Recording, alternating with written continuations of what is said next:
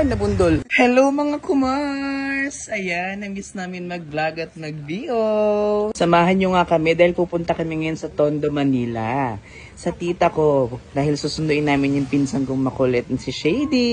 Eto na naman nga ang daanan namin na napakatarik talagang papayat ang mga papayat sa sobrang taas at nakakapagod tong daanan. Diyos ko po. Sa next video, makikita nyo kung paano kami hingalin habang naglalakad paakyat. Diyos ko. Tignan mo na lang kung gaano kataas yung daan. Talagang hihingalin ka talaga.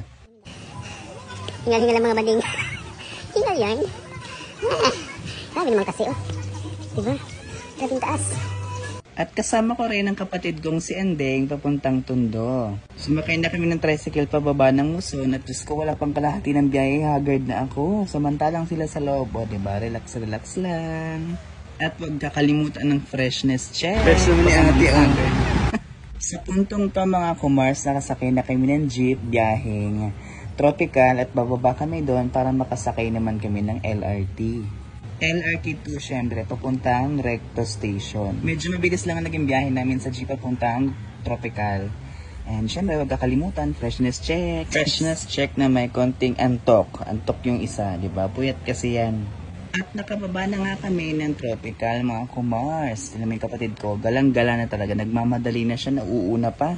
Lakad lang kaunti, papunta sa mismong LRT. O syempre, freshness check ulit ako. Ano ba kayo? Siyempre, siya rin magpapakute. Gusto rin may explanation ni Kumars. Nananatili. Hindi napasali yun. At ang deep card kong napakaganda, siyempre may mukha ni Ma'am si Adele. At freshness check ulit habang ang isa naming kasama ay namamblema dahil hindi rin siya nakapagpakashin sa aming Gcash. At dumating na rin ang trend mga Kumars, biyaheng Recto. Hindi ko inasahan napakarami pa ng tao ng araw na yan para kanyang sardinas. Baklang sardinas, gano'n. Hindi pwedeng mawala ang pagpapakute. I-check mo na rin at baka may putok ka na Kumars. Machichismis ka pa niyan. Nagkakatawagan na nga dahil hindi luminingon sa camera. Bahala ka mawawalan ka na exposure. Sige. Alam ang kapatid ko, ginawang kapitan yung braso ko. Akala yata niya bakal sa laki. At dumating na nga kami ng Recto Station mga Kumars. Sa kababa na rin kami ng station. Pupunta na kami ngayon sa labasan. Siyempre lang naman sa pasukan. Labasan dun sa may turnstile ba tawag dun? Basta yun. Ayan, pakit na naman yung balbasaradong bading. Diyos ko po. May chinichika si Ending dyan pero hindi ko maintindihan. Pero tumawa na lang ako kasi natatawa ako sa tawa niya talaga. So ito na nga mga Kumars. Naglalakad na kami palabas ng LRT station para makasakay naman ng jeep. We're going down. Uy! Talaga at itong kapatid kong Nicola kami, pinaplano palang kalokohan. Freshness check. Nakarating na kami ng Recto. Nasa Manila na kami. Iba na ang amoy. Nakasakay na nga kami ng jeep mga Kumars sa puntang Divisoria Dulo. Medyo traffic lang pero okay lang kasi hindi naman kami nagmamadali. At na-enjoy na rin namin ang biyahe mga Kumars dahil na-miss naming maglaboy. Nakababa na rin kami ng jeep dito sa bandang dulo ng Divisoria. At naghahanap kami ng tricycle papunta kay tita. At nakasakay na kami ng tricycle na sabi ni tita kailangan kulay blue. Ewan ko ano meron sa blue. At ayan ang daming pakuhan, mukhang masasarap. Dito sa part ng video na ito mga Kumars, malapit lang sa bahay nila tita. Nakababa na rin kami ng tricycle. At ayan yung bahay nila tita, yung may aircon na yan, yung Zinom ko na yan. Aakyat tayo dyan sa taas na yan, Diyos ko po. Natatawa na nga lang kami dahil grabe na ang pagod ng biyahe namin. Tapos aakyat pa kami sa napakataas na hagdan. Diyos ko po. Maya-maya lang, nakarating na kami sa taas. At ayan na si Shady, babatiin niya kami. Dahil mukhang umabot na ang aming Kumars sa Tondo, Manila. Uy! Kumars! Ay, Kumars! Na-picture ko ng biglaan. Ay, ay, si Kumars na may baby. Bumubuko siya.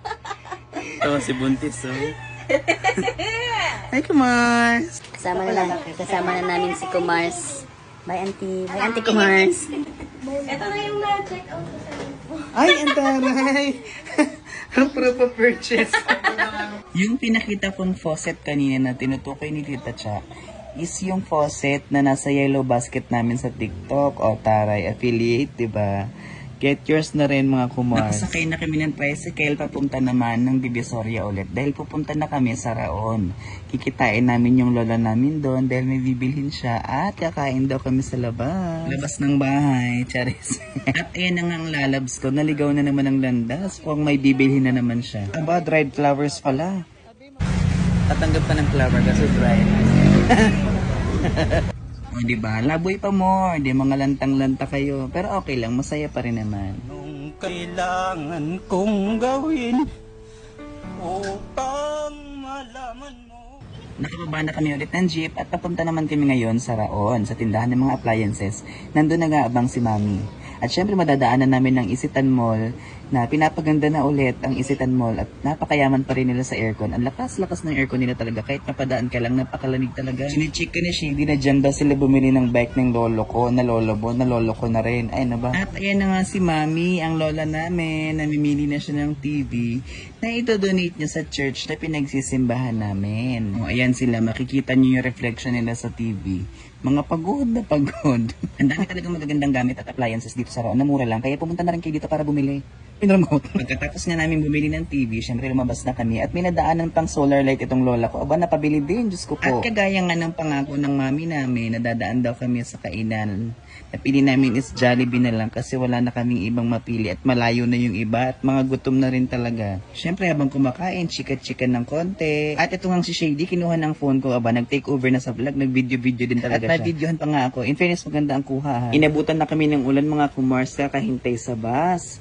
Pero okay lang kasi may dumating din naman agad. At ito nga, nakasakay na rin kami mga kumars, biyaheng Taytay dahil uuwi na kami. Mga pagod na, Diyos ko po, naulanan pa. Bumili kami TV sa Raon. Bumili kami TV. Mura lang. Bumili na 52 kayo. inches. Yung mabibili niyo may porsyentos. Para sa simbahan namin. Para sa simbahan. Kasi, Sabi ng lola ko dyan, nag-promise daw siya kay Lord na magdodonate siya sa church namin. At tinupad niya lang. Yun lang mga kumars. See you ulit sa next vlog. Bye-bye!